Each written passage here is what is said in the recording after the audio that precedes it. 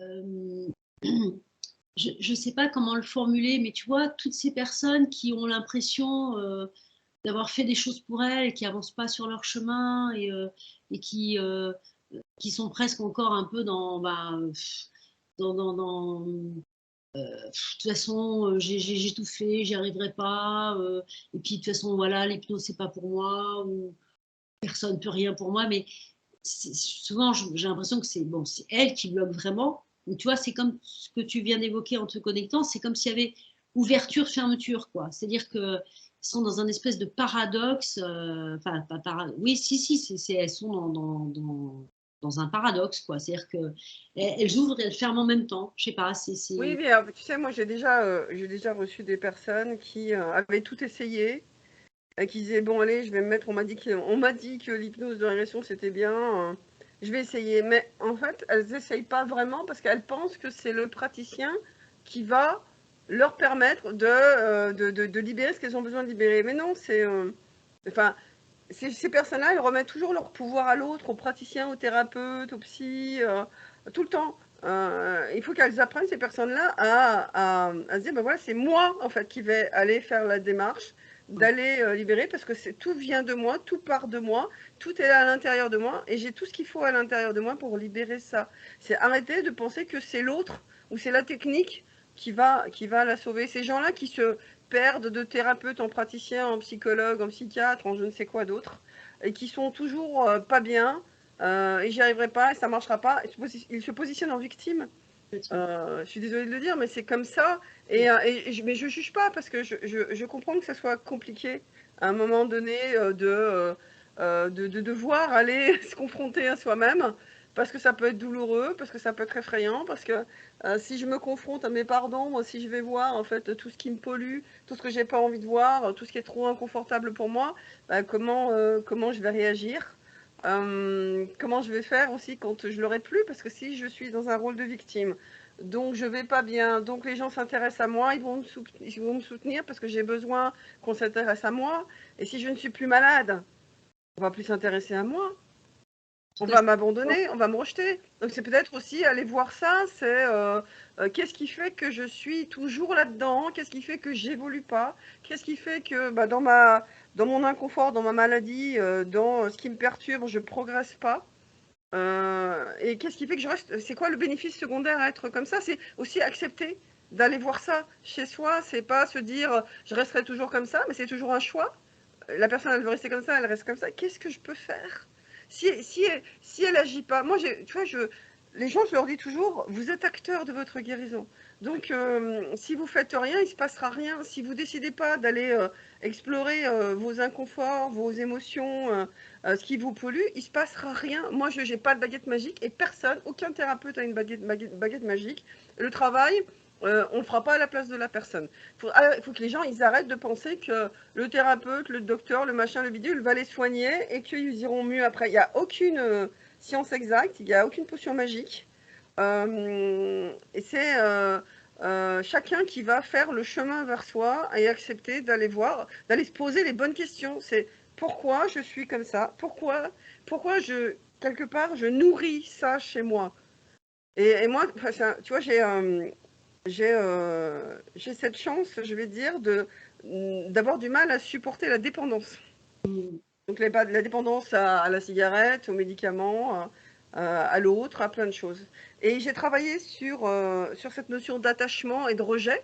Le rejet de l'autre, la peur de l'abandon. J'ai vraiment travaillé beaucoup là-dessus parce que je me suis rendu compte que c'était très polluant et que si j'ai peur que l'autre me rejette, alors je ne vais pas faire ce qu'il faut pour aller mieux. Donc je vais pas guérir. Donc je vais rester dans mon rôle de victime qui n'y arrive pas. Et écoutez-moi, regardez, je suis malheureuse, j'y arrive pas. Rien ne marche avec moi, je suis vraiment maudite. Alors ce n'est pas les termes que tu utilises parfois. Déjà, je suis maudite, tu t'envoies vraiment. En termes énergétiques, c'est pas forcément ce que tu fais de mieux, c'est peut-être se dire à un moment donné, c'est ok, si je vais essayer de me poser les questions autrement et de me dire pourquoi je suis comme ça depuis si longtemps, pourquoi j'entretiens ça depuis si longtemps. Est-ce que vraiment j'ai envie de m'en sortir? Est-ce que vraiment j'ai envie d'aller mieux? Et si j'ai pas vraiment envie d'aller mieux, alors pourquoi? Et c'est vraiment aller se regarder, c'est aller s'observer, c'est aller voir son comportement par rapport aux autres. Ok, c'est quoi qui se réveille en moi? C'est la peur. Ok, si pourquoi quelle peur? Quelle peur c'est? Est-ce que bah, je pourrais plus appeler un tel parce que l'autre va se désintéresser de moi parce que j'irai mieux? Tu vois, c'est accepter d'aller de se poser les bonnes questions. Et moi, c'est ce que je fais, tu vois, dans mes coachings intuitifs et spirituels. C'est inviter la personne à se poser la bonne question. C'est-à-dire qu'elle elle est en train de regarder dans cette direction-là. Et ben moi, je l'invite à regarder là, puis à regarder là peut-être, et puis peut-être aller regarder derrière. C'est-à-dire, et si tu voyais les choses autrement? Et si tu te posais la question différemment, ça pourrait être quoi? Parce que ça permet aussi aux gens de se créer des prises de conscience. C'est-à-dire qu'ils ont conscience de l'état dans lequel ils sont, parce qu'ils ont un mode de fonctionnement qui a toujours été celui-ci, parce que c'est comme ça que c'est censé marcher, sauf que ben, aujourd'hui ça marche plus comme ça, mais qu'on ne leur a pas donné l'accès à autre chose. Et l'idée du coaching notamment, et il y a plein de gens qui sont de très bons coachs, c'est de permettre à la personne d'élargir son champ des possibles et de lui permettre de voir les choses autrement, peut-être d'avoir une approche différente, de se poser d'autres questions que celles qu'elle se pose habituellement. Et tu es quand même en train malheureusement de renvoyer qu'il n'y a pas de baguette magique, là, il n'y a pas un thérapeute, un sauveur qui va pouvoir venir et paf, tac, ça va marcher. Je suis évidemment dans la provoque exprès pour que tu reformules en disant que bah oui, tant que la personne ne s'est pas posé les bonnes questions pour elle, tant qu'elle n'a pas décidé pour elle, et n'importe quelle personne, et surtout toi, tu ne feras que la renvoyer à elle-même et lui redonner son pouvoir. Et à partir du moment où elle acceptera, tu l'as formulé évidemment beaucoup mieux que moi, et j'aimerais que tu nous le redises parce que c'est vraiment une notion fondamentale. Moi, ce que je voudrais, c'est, je voudrais retrouver. J'ai reçu un message il y a quelques temps concernant la notion de sauveur. Oui, donc je te disais, c'est quand même embêtant ton truc parce que moi je pensais que tu avais la baguette magique, qu'elle allait pouvoir me guérir, me sauver. Attends, ça va pas du tout ton truc là. Parce qu'en plus, il va falloir que je bosse, que je décide de me prendre en main, que je décide. Ah, c'est pas facile, hein. Oh, t'es un brin ironique quand même. Bah écoute, ce que je te propose de faire, je vais t'évoquer un message que j'ai reçu, je crois que c'est en 2021. Alors je sais pas si c'est fin 2020 ou début 2021, qui peut répondre en fait à ce que tu es en train d'évoquer. Si tu veux bien, je vais le lire. Carrément. Alors ce message, il dit: que cherchez-vous encore qui ne soit déjà là? Que venez-vous mettre de l'espoir à l'extérieur en attendant que l'autre change votre monde? Comprenez-vous enfin que c'est vous, votre grand moi, qui va changer votre monde? Comprenez-vous que tous les prophètes qui vous entourent ne sont là que pour vous ramener à vous? Quel monde voulez-vous? Que voulez-vous incarner? Un de vos piliers de lumière a inscrit dans l'énergie de la vie que vous deviez être ce que vous vouliez voir se réaliser dans votre monde. Qu'attendez-vous donc pour être ce que vous voulez voir se réaliser dans votre monde? Pensez-vous encore que c'est l'autre qui va agir pour vous et sauver votre monde? Si c'est cela, alors baissez la tête et subissez la vague. Vous expérimentez aujourd'hui la folie de l'homme dans sa partie la plus basse.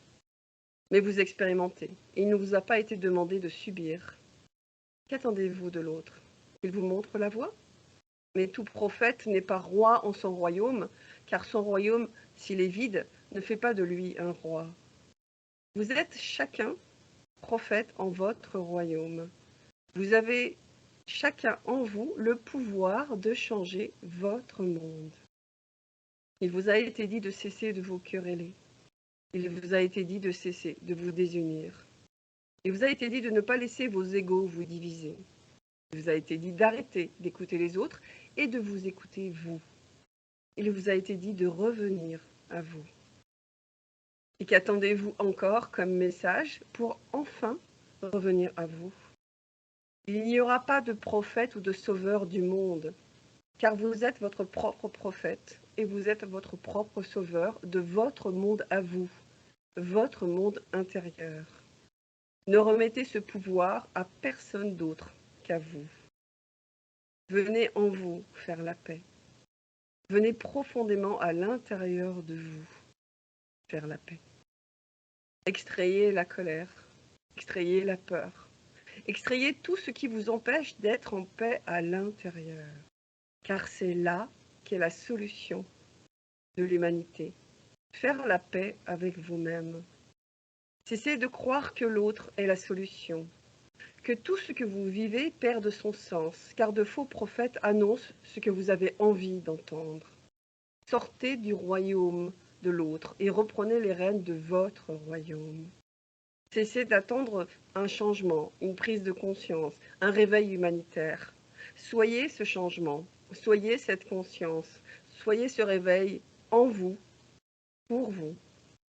Imprimez profondément dans vos entrailles, dans votre sang, dans vos gènes, que tout part de ce que vous êtes en vous.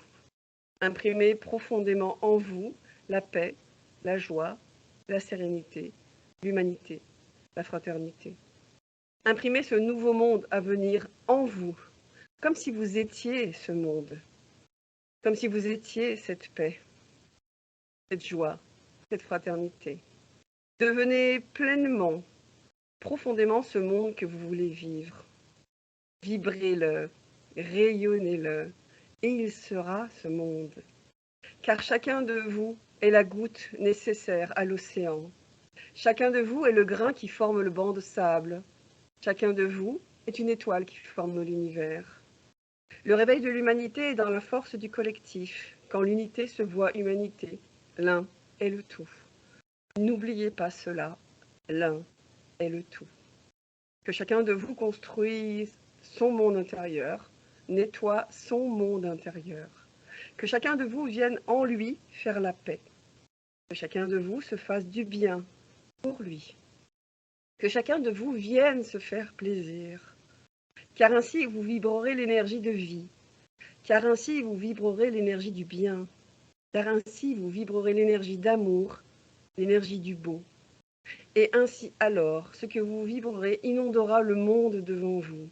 Et vous pourrez voir une déferlante de paix, de bien, d'amour, de beau, venir engloutir la peur, l'angoisse, l'amertume, la colère, la désunion. Regardez le spectacle du grand qui devient petit. Regardez d'en haut. Prenez de la hauteur. Ainsi vous serez au-dessus de la vague. N'ayez plus peur de perdre sous la vague. N'ayez plus de colère à alimenter, car votre colère vous amène sous la vague. Je vous le dis, il est un temps pour tout. Et ceux qui pensent détenir la vérité verront la vague déferler au-dessus d'eux. Et ceux qui croient détenir le pouvoir verront leur château de cartes s'écrouler. Il n'est point de puissance plus grande que l'ordre divin, que l'homme n'est rien face à cela. Tremblez de perdre le divin. Réjouissez-vous de perdre le petit, le rien, le matériel qui vibre plus bas que la peur elle-même. Rappelez-vous de la vague. Elle monte, puis elle descend. Elle est montée, elle va descendre, emportant avec elle les espoirs déchus, les désirs de victoire, de gloire et de pouvoir. Car il a été dit que les premiers seront les derniers. Ainsi il sera, n'en doutez point.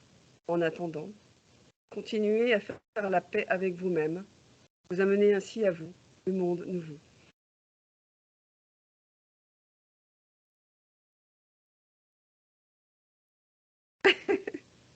Merci. Merci pour ce message qui arrive totalement à point nommé par rapport. Je dirais question qui n'était absolument pas anodine, il n'y a pas de hasard, et là, ce texte. Merci de ta lecture parce que toutes tes vibrations et ta voix, là, je dirais, me l'a fait connecter direct. Ça répond à ta question? Je crois que ça va. Déjà, je dirais, ça a complètement vibré, ça a complètement connecté. Donc, merci de ce texte. Je reste sans voix, je propose de faire une pause. Il n'y a pas de problème. Au revoir. Salut. Tu vois, de cette notion vraiment de reprendre son pouvoir, de ne pas donner son pouvoir à l'autre. Parce que c'est vraiment une notion fondamentale. On parle souvent, Corinne, et ça m'interpelle à chaque fois. Parce qu'on a l'impression, soi-disant, d'être dans son pouvoir, mais souvent, on délègue son pouvoir, on le donne à l'autre, on ne prend pas ses responsabilités, j'ai envie de dire. J'aime pas le terme responsabilité, c'est... Mais oui, mais le terme, il est juste. Tu vois, une personne qui va avoir tendance à se victimiser parce qu'elle a l'impression qu'elle n'y arrivera jamais, parce qu'elle ne s'en sortira jamais, qu'elle n'a pas les outils, qu'elle n'a pas les ressources, elle va rendre l'autre responsable de son malheur. C'est de sa faute à lui. Et comme c'est de sa faute à lui, moi, je ne peux rien faire. Donc, du coup, qu'est-ce que je fais? Rien, je vais continuer à subir. Ok, c'est un choix de vouloir subir. Tu vois, enfin, je prends que mon exemple parce que c'est pour moi le plus parlant. Et bon, j'ai d'autres exemples. Et après, ça concerne des personnes et ça leur appartient. Moi, à un moment donné, je me suis dit, mais tu te positionnes en victime, mais en fait, tu laisses l'autre décider. Tu dis que c'est de sa faute, mais tu as accepté. Il t'a pas mis le couteau sous la gorge pour vivre ce que tu as vécu. Tu as accepté de subir, tu as accepté de te soumettre, tu as accepté de vivre sa manipulation. Tu avais aussi le droit à un moment donné de dire, non, c'est moi qui suis responsable. C'est moi qui n'y arrive pas, mais c'est aussi faire preuve d'humilité et de se dire, je ne suis pas capable, j'y arrive pas, j'ai pas la capacité, j'ai pas l'énergie, je sais pas comment faire. Pour autant, je suis responsable. Je suis responsable. De toute façon, une guérison, elle va passer par la prise de responsabilité. Sur moi. Si je ne suis pas responsable de moi, si c'est l'autre, le coupable, je ne peux pas agir sur moi. C'est tellement facile de regarder ailleurs, regarder l'environnement et de dire l'environnement est responsable. Qu'est-ce que je peux dire, moi, par rapport à ce que j'ai vécu? Regarde aujourd'hui, par rapport à mes choix de vie, mais c'est parce que ma société a supprimé mon poste, parce qu'elle voulait plus de moi. J'aurais pu dire, voilà, c'est la faute de ma société. Non, je me suis dit quelle opportunité pour moi de pouvoir de vivre autre chose. Et puis j'ai fait taire cette peur du manque, parce que moi ma plus grande peur c'était l'insécurité. C'est comment je vais faire pour m'en sortir financièrement. Je sais pas, je me suis dit il y aura une solution, il y aura toujours une solution. Mais je suis responsable, c'est moi qui vais décider est-ce que je vais réussir ou est-ce que je vais pas réussir. C'est là où tu ne peux agir et tu ne peux réussir qu'à partir du moment où tu te responsabilises. Et donc, tu peux prendre ton pouvoir et te dire, qu'est-ce que j'ai envie de faire? Je suis capable. Regarde, tu vois, le tambour que j'ai fait, au départ, je me suis dit, je ne serais pas capable de faire un tambour, c'est pas mon métier, c'est pas mon truc. J'ai essayé de trouver, tu vois, sur Bretagne ou par là autour, des gens qui pourraient m'apprendre à faire un tambour. Et puis, soit c'était trop cher, soit c'était trop loin. Et il y a une petite voix à l'intérieur de moi qui me disait, mais pourquoi Vas-y, je fais-le. ne serais pas capable? Regarde, essaye. Et puis, du coup, j'ai commencé à regarder sur YouTube. J'ai vu un gars qui partait d'une peau parcheminée et qui avait un cerclage et puis qui expliquait. Et j'ai trouvé ça chouette de sa part d'ailleurs d'avoir fait ce partage. C'est pour ça que je trouve que nos interviews, ils ont du sens. Ils vont, j'espère, parler à certaines personnes. Ce monsieur, il partageait généreusement la fabrication d'un tambour. Et je me suis dit, t'es pas plus bête qu'un autre, essaye. Et puis bon, si ça marche pas, ça marche pas. Au moins, tu as réussi. Parce que, en fait, les gens, ils osent pas, ils font pas parce qu'ils ont peur de l'échec. Parce qu'il faudrait que ça marche tout de suite. Pas forcément, ça peut-être pas forcément marcher tout de suite. Alors bon, on va dire que j'ai de la chance, puisque moi, il n'est pas parfait, mon tambour, mais voilà, tu l'as entendu. Il résonne bien. La peau est bien tendue. là, Corinne ne doit pas l'avoir à côté d'elle, mais elle a fabriqué Non. un tambour. D'abord, c'est un très grand tambour, hein, c'est à 60 cm, je sais pas quoi, enfin, il est très grand. Hein, il se prénomme Eros, hein, parce que tu l'as baptisé, j'ai eu la chance de le rencontrer. Et il est d'une puissance, d'une... Bon, il a en plus toute une histoire et tu l'as sacralisé. Enfin, je veux dire, tu lui as apporté énormément d'amour, de sacré, la peau a été travaillée. Enfin, bon, je crois on l'avait déjà un petit peu évoqué, hein, on l'a rencontré, Eros, mais c'est très... Mmh.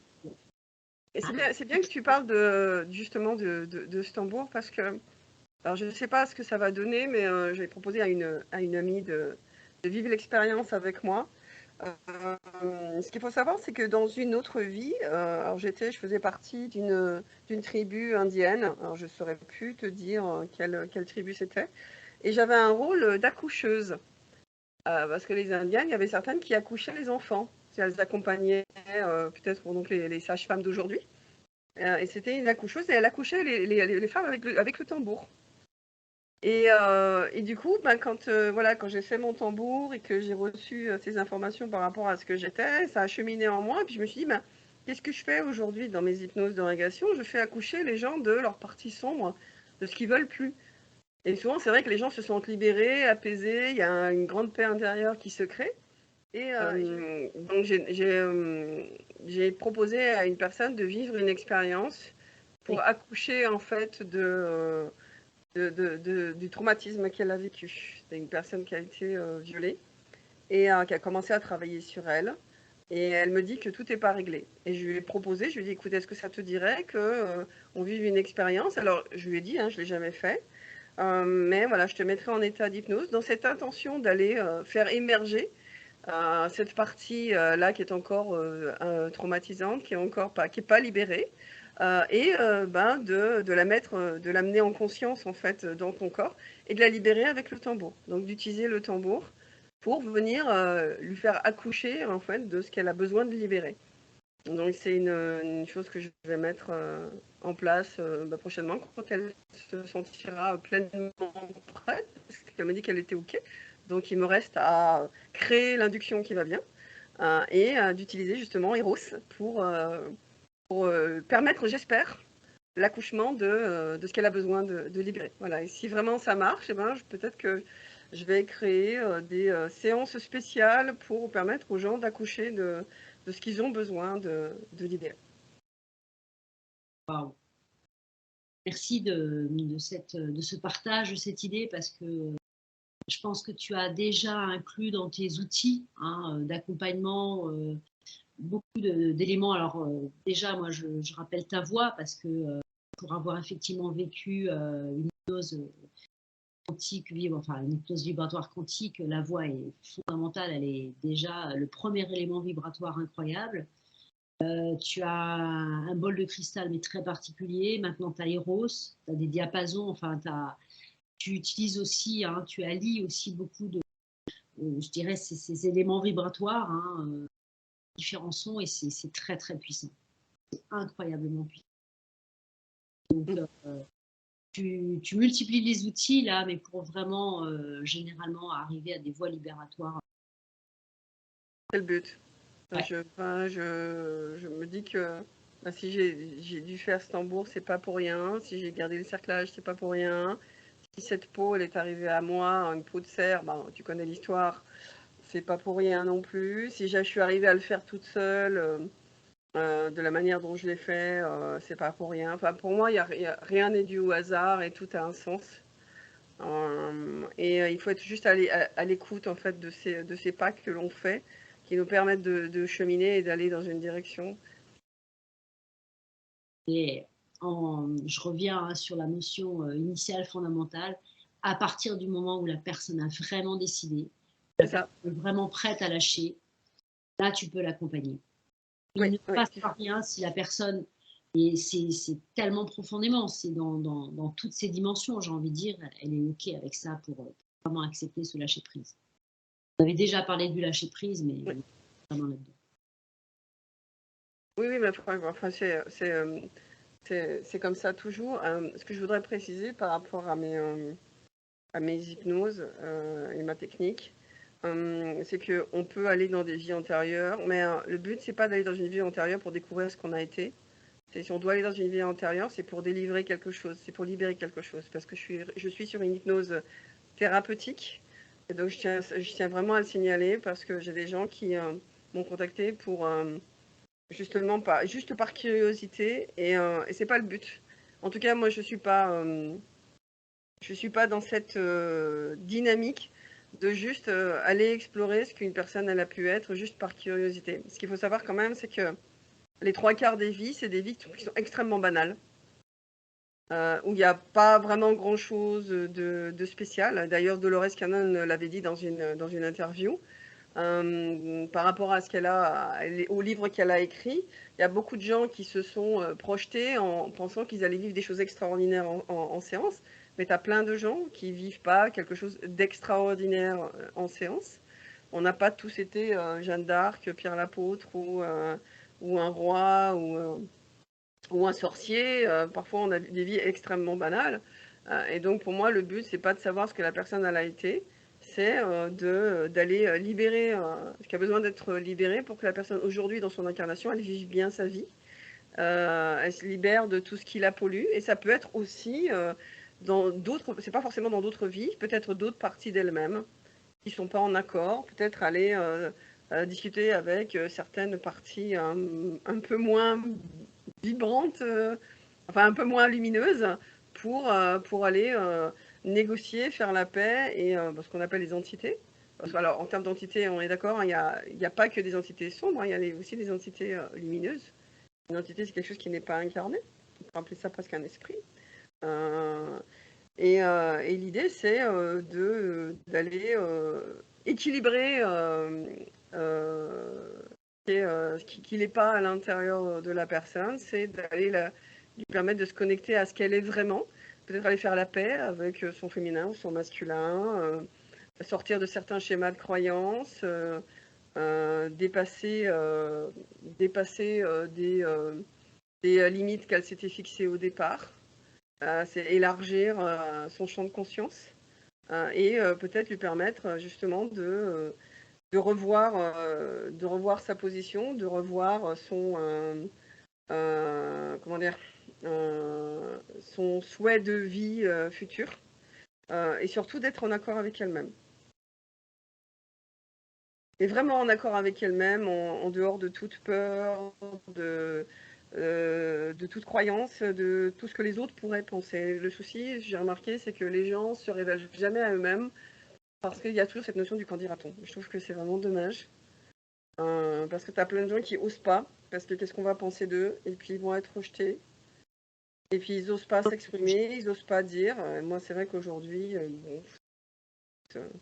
je suis ce que je suis avec mes points forts et avec mes points faibles, avec mes défauts, avec mes qualités. Par contre, je dis qui je suis. Alors, ça plaît peut-être pas, mais je dirais que je m'en fous un peu. Et voilà, on ne peut vraiment pas plaire à tout le monde et c'est OK parce que c'est pas du tout le but de notre vie sur Terre. Et c'est justement juste oser aller vers soi-même et vers tous les possibles en étant OK que, bah oui, il y a peut-être certaines choses, alors des parties sont aussi en soi qui vont déplaire, mais c'est OK. Hein. Et ceux qui seront pas, je dirais, OK avec ça, bah, ils passeront leur chemin. Il faut accepter aussi. C'est pour ça qu'en fait, il faut travailler sur les peurs de perdre et la peur de l'abandon. Parce que tant que tu n'as pas travaillé là-dessus, c'est compliqué de cheminer vers toi et puis d'aller vers toi, d'oser en fait affirmer certaines choses, d'oser avoir un positionnement qui plaira pas à l'autre. Et tant que tu n'es pas allé travailler sur cette peur-là, c'est compliqué. C'est vraiment difficile. C'est pour ça aussi que moi, je suis un peu spécialisée dans toutes ces histoires de peur. Et je vais aller faire affronter la peur à cette personne. Et elle va se rendre compte qu'en fait, la peur est totalement illusoire. Et qu'une fois qu'elle est arrivée à la regarder en face et à la déposer, elle n'a plus peur de faire les choix qu'elle a besoin de faire pour être en accord avec elle-même. Je crois que tu en sais quelque chose. Totalement. Je suis passée par là et j'ai encore énormément de peur à travailler. Et je dirais, je suis toujours en plein dedans. Je crois de toute façon, on est en constat cheminement, en constat travail, en quelque sorte. Enfin, j'aime pas ce terme travail parce que pour moi, c'est un cheminement vers soi-même. Et j'aime beaucoup ta notion de peur, de dire que cette espèce-là où on a peur de quelque chose qui n'existe pas, en fait. La peur n'est qu'illusoire quand on la décortique vraiment. Hein, j'aime bien quand tu en parles, hein, de toutes ces peurs que l'on a. On est des spécialistes en la matière. Hein. Oui, oui, oui. Mais la peur, elle a sa raison d'être. Moi, je renvoie à une vidéo que j'avais faite avec, enfin une séance que j'avais faite, je crois que c'était avec Guillaume, où on évoquait justement des notions de peur. Mais c'était vraiment, je pense que tu vois, si on doit faire une vidéo, si je transmets cette vidéo-là sur ma chaîne, je pense que je mettrai le lien de cette séance avec lui, où justement on parlait des peurs, des différentes peurs. Et l'énergie qui est venue au travers de la voix de Guillaume disait qu'en fait, il y avait une seule peur qui était valable, en fait, dont il fallait tenir compte, c'était la peur du danger. Parce que, notamment, si on revient à l'ère préhistorique, les hommes vivaient dans des grottes et ils n'avaient pas grand-chose quand même pour se défendre. Et donc, cette peur, elle était là pour les prévenir du danger. Et toute peur du danger, je dirais, valable. Bien sûr. Elle est OK. C'est pas quelque chose de construit. Mais toutes les autres peurs sont des peurs construites. Mais construites parfois depuis des générations et des générations. Parce qu'on a créé aussi des peurs pour manipuler les gens, pour manipuler les populations. Et qu'il y a des choses, telles des égrégores, qui sont restées engrammées, en fait, dans l'ADN des gens. Et voilà. Et malheureusement, aujourd'hui, on a encore des personnes qui se servent de ça pour manipuler les gens. Et si tu fais pas ça, tu vas perdre ça. Et si t'es pas comme ça, tu vas être puni. Tu vas perdre ta maison, tu vas perdre ton job, tu n'auras plus rien. Et souvent, les gens, comme ils ont peur de perdre, et voilà, ils se soumettent, ils acceptent, ils obéissent. Mais du coup, quelque part, ils se fourvoient parce que c'est pas ce qu'ils ont envie de vivre, c'est pas ce qu'ils ont envie d'être. Mais voilà, ils ont tellement peur de perdre leur identité parce ils considèrent malheureusement de manière inconsciente que leur identité, c'est leur maison, leurs copains, leur job, leur famille, leurs enfants et leur condition, enfin leur niveau social. Sauf que ils se fourvoient tu vois, je suis pas sûre que ce soit les gens les plus riches. On a peut-être évoqué déjà ça. Je suis pas sûre que ce soit les gens les plus riches qui soient les plus heureux. Parce qu'ils ont peut-être réussi, ils ont peut-être beaucoup d'argent, mais ils se sentent terriblement seuls et ils sont surtout pas en accord avec eux-mêmes. Alors je dis pas pour tout le monde, hein, mais moi j'ai connu des gens qui avaient beaucoup d'argent, mais qui étaient extrêmement malheureux. Parce qu'ils étaient déjà pas en accord avec eux-mêmes, ils avaient gagné beaucoup d'argent, ils avaient beaucoup de pouvoir, pour autant ils en faisaient strictement rien et ils étaient seuls. Et qu'ils auraient donné n'importe quoi pour revenir à quelques dizaines d'années en arrière et faire les bons choix.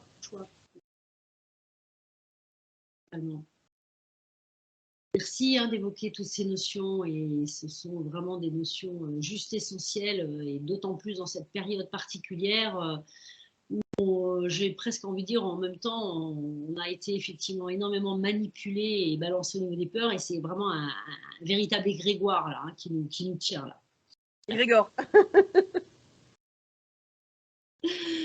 Bon, écoute, j'ai une petite coupure. Je pense que c'est l'heure où le réseau devient très, très, très chargé. Et je vais peut-être te proposer d'arrêter là pour aujourd'hui.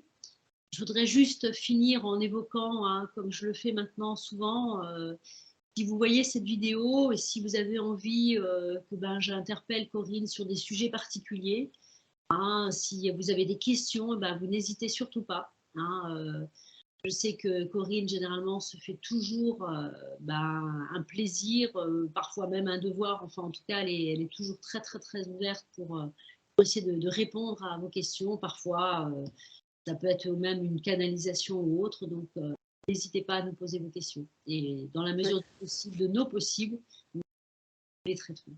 Voilà. Alors, je tiens à préciser, c'est toujours ma vérité. Et, je dis peut-être aussi parfois peut-être des bêtises. En tout cas, c'est ce en quoi je crois aujourd'hui et peut-être qu'il ne faut pas m'écouter. Chacun verra midi à sa porte. Est-ce que ça lui parlera? C'est très bien. Et si ça lui parle pas, surtout, faut pas qu'il prenne. Parce que ça veut dire que on n'est pas sur le même, je dirais peut-être sur le même niveau vibratoire, on n'est pas connecté, on n'est pas dans le même monde au moment où la personne va écouter ça. Elle n'en est peut-être pas là encore. Ces histoires où moi je vais parler un certain langage et puis l'autre ne comprend pas, peut-être parce que on n'est pas sur le même plan. Ça ne veut pas dire qu'il y en a un qui est supérieur à l'autre, hein, pas du tout, du tout, du tout. C'est pas du tout ça. C'est que on se comprend pas, on se comprend pas. Et souvent, tu vois, j'ai remarqué les gens qui commencent à travailler sur eux et à libérer des choses, souvent par rapport à des couples.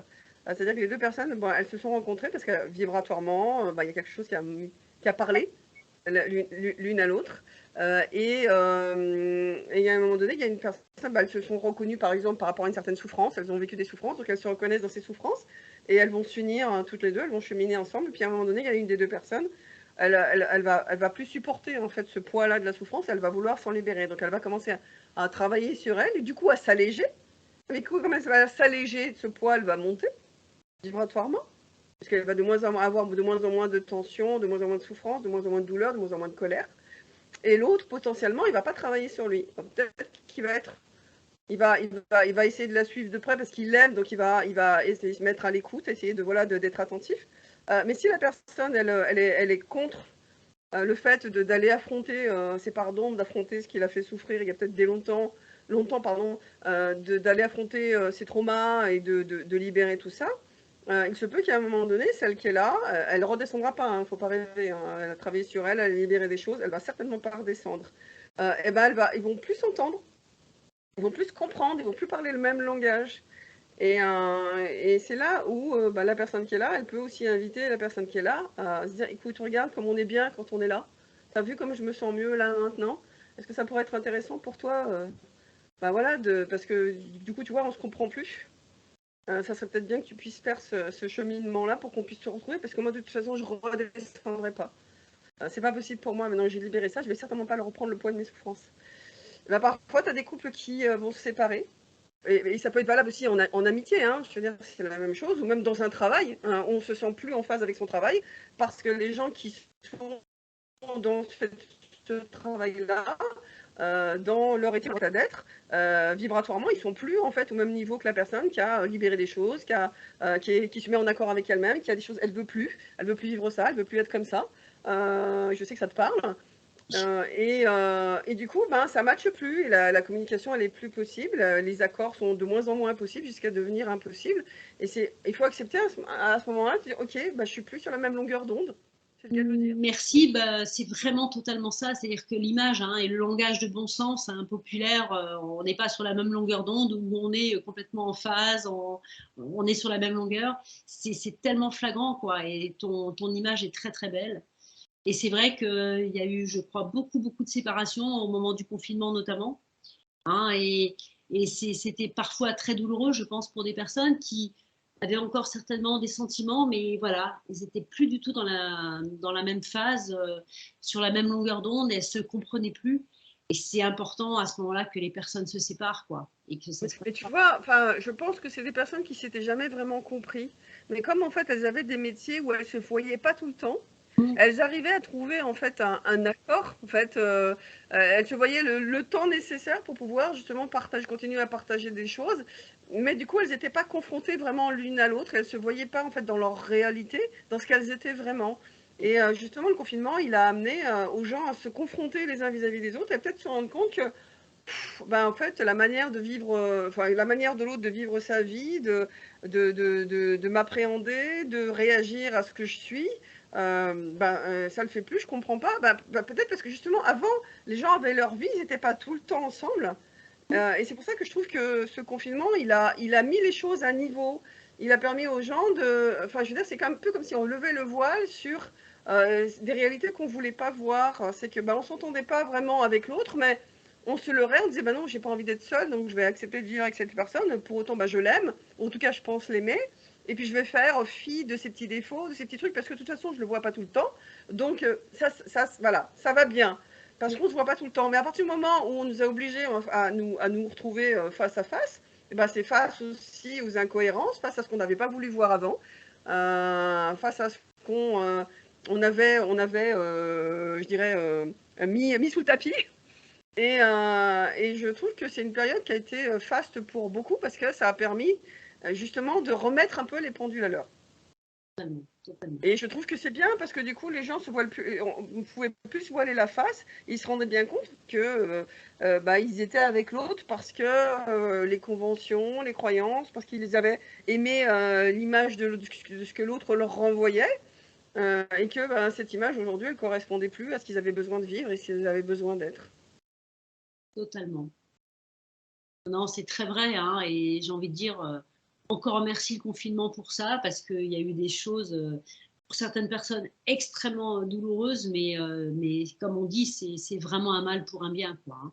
Ouais, bah après, c'est vrai qu'il y avait des choses beaucoup plus dramatiques quand je vois, je veux pas, je suis pas vraiment en paix avec ça sur les histoires de féminicide où des femmes ont dû subir en fait les violences de certains hommes.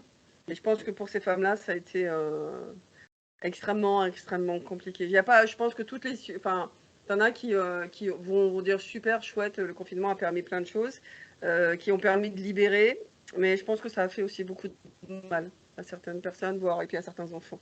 Oui, Parce que bon, on n'est pas dans un monde où tout va bien. Je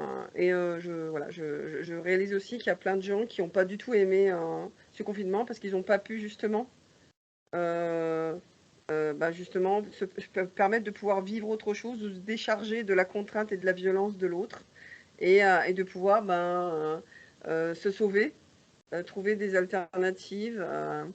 Après, on va dire, tout est juste et la personne qui vit ça, c'est parce qu'elle devait le vivre et peut-être qu'elle elle aura vécu la violence de l'enfermement avec un homme ou une femme, hein, parce que tu as des hommes aussi qui sont battus, pour se dire, voilà, j'ai été suffisamment battue, ça, j'en veux plus. Et j'ai besoin de sortir de là. tu l'as évoqué, hein, bah oui, il y a eu certainement pour les personnes énormément de souffrance. Et ça sera peut-être l'élément déclencheur qui leur a permis de trouver peut-être la force en elles pour pouvoir sortir de cette situation. Je leur souhaite. Là, Moi, il a fallu que je croise la route de Philippe pour apprendre enfin à me respecter et à m'aimer. Il a fallu que je descende très très bas. Et j'en ai souffert beaucoup. Mais il fallait que je passe par là. Alors, est-ce qu'il faut toujours passer par là? J'espère pas. Mais malheureusement, c'est souvent le cas, quoi. écoute, ce que je te propose, parce que tu vois, là, on l'a déjà évoqué, mais c'est une question qui m'a souvent interpellée et je te propose de ne pas y répondre maintenant, on y répondra dans une prochaine vidéo. Cette notion de souffrance. Comme si dans ce bas monde, on devait obligatoirement passer par le stade souffrance pour... Ouais, je on en pose la reparlera. question et on en reparlera. Merci Corinne. Avec plaisir. Belle soirée à toi. À Merci. bientôt. Belle soirée.